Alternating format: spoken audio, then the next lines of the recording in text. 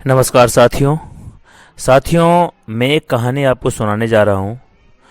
कहानी है किसान और परमात्मा की। एक बार एक किसान परमात्मा से बड़ा नाराज हो गया। कभी बाढ़ आ जाए, कभी सूखा पड़ जाए, कभी धूप बहुत तेज हो जाए तो कभी ओले पड़ जाए। हर बार कुछ न कुछ होता ही रहता है जिसके कारण फसल खराब हो जाती है। एक दिन किसान बड़ा तंग आकर परमात्मा से कहा, देखिए प्रभु, आप परमात्मा हैं, लेकिन लगता है आपको खेती बाड़ी की ज़्यादा ज्ञान नहीं है। एक प्रार्थना है कि एक साल मुझे मौका दीजिए, जैसा मैं चाहूँ वैसे ही मौसम कर देना प्रभु। भगवान मुस्कुराए और बोले, ठीक है, तुम जैसा कहोगे मैं वैसा ही करूँगा। किसान ने गेहूं की फसल बोई। जब धूप चाहिए तब धूप हुआ, जब पानी चाहिए तब पानी हुआ। तेज धूप, ओले, बाढ़, आंधी तो बिल्कुल ही नहीं आया। समय के साथ फसल बढ़ी और किसान की खुशी की कोई ठिकाना नहीं रहा।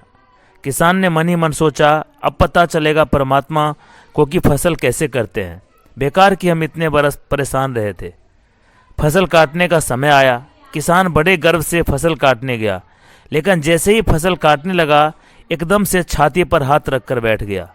गेहूं की एक भी बाली के अंदर गेहूं नहीं था। सारी बालियां अंदर से खाली थी। बड़ा दुखी होकर उसने परमात्मा से कहा, प्रभु ये क्या हुआ? तब परमात्मा बोले, ये तो होना ही था। तुमने पौधों को संघर्ष का जरा सा भी मौका नहीं दिया। न तुमने कभी तेज धूप उनको लगने दिया, न कभी उनको आंधी में उनको थोड़ा सा झेलने की आदत दी। उनको किसी प्रकार की चुनौती का एहसास तुमने जरा सा भी नहीं कराया। इसीलिए सब पौधे खोखले रह गए। जब आंधी आती है, तेज बारिश होती है, ओले गिरते हैं, तो पौधों का अपने बल से खड़ा होने का मौका मिलता है।